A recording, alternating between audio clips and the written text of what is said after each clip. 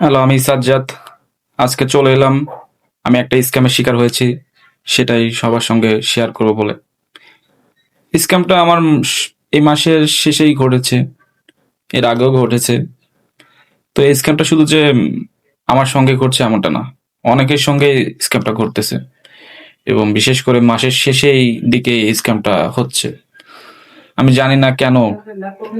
এর মানে এই নয় যে শুধু মাসের শেষের দিকে স্ক্যামটা ঘটে, অনেকের তো মাসের শুরুতেও এরকম স্ক্যামটা হয়ে যায়। তো আমার স্ক্যামটা আমি সবার সামনে এখন দেখাতে চাই, যে এটা হলো আমার স্ক্যাম বক্স। মাসের শেষের দিকে আমার অবস্থা এটা বের হলো, আর কিছু বের হচ্ছে না।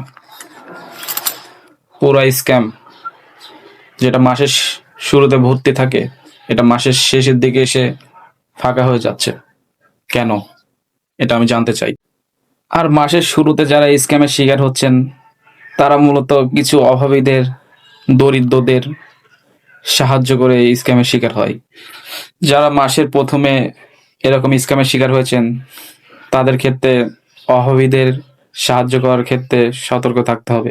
শুধু স্ক্যামটা শুধু মাসের প্রথমে বা বেশিরভাগ ক্ষেত্রে মাসের শেষে ঘটছে এমনটাও নয়। কারো কারো ক্ষেত্রে মাসের মাঝপথেও স্ক্যামটা ঘটে গেল। এখন স্ক্যাম রোধে আমার করণীয় কি? পরবর্তী পদক্ষেপ কি নেওয়া উচিত, যাতে পরবর্তীতে আমি এরকম স্ক্যামের আর শিকার না হই, যেটা বিগত কয়েক মাস ধরে চলতেছে। আপনাদের কাছে অবশ্যই আমি পরামর্শ চাই। তো আজকের মতো এটুকুই। আর কারা কারা আমার মতন এরকম স্ক্যামের শিকার হয়েছেন বা হচ্ছেন, তাদেরকে একটু দেখতে চাই। বাই।